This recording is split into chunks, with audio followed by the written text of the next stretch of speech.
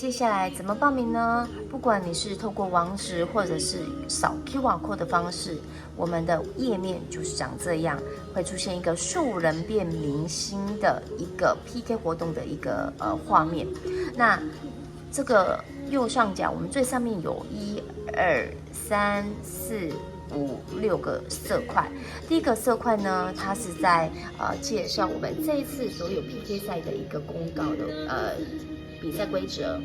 那第二个呢，是在讲解我们电视网的一个说明，我们电视网的一些公告。第3点呢，就是我们的重点了哦。我们歌唱班老师，你必须要报你的团队名称，所以点我报名。接下来呢，就把那个画面的部分切到我们歌唱班老师报名这个地方，按蓝色的这个按钮，老师点入报名。老师必须先建立你的团队名称，把团队名称还有老师的名字。好，团队名称，第一个是老师，第一个团队名称，第二个老师名字，第3个性别，还有我们的电话一定要填哦，这就是你的密码。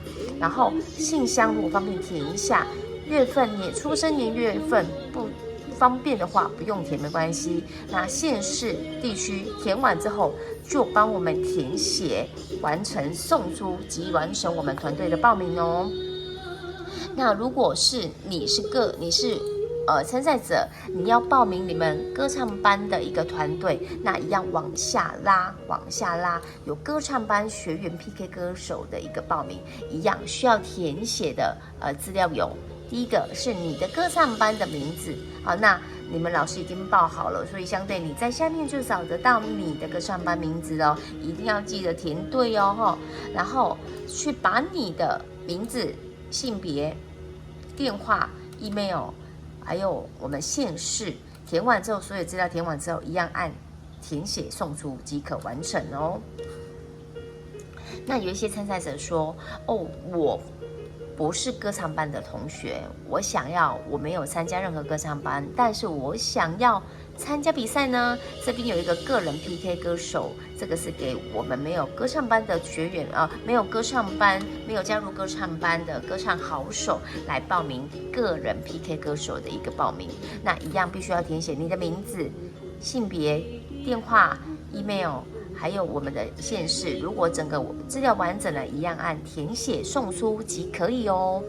那怎么去？我报名完成了，我怎么去找到我是否已经报名完成呢？就必须按绿色这个色块，包括连修改资料这个部分，我们都可以来修改你按错点错的资料。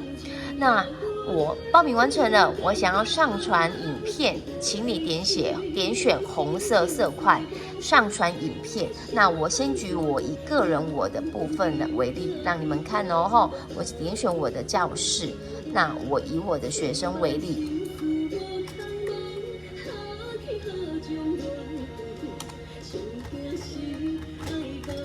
然后按登录。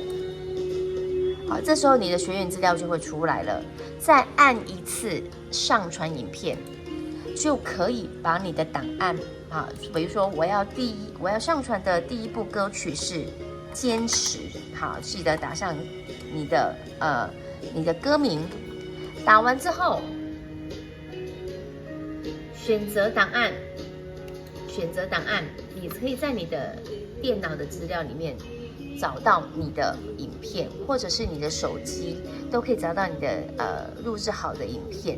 那记得你看，我是拍横式的哦，是横式的画面，然后把它开启。当你开启完成之后，这边会有一个你的档案名称。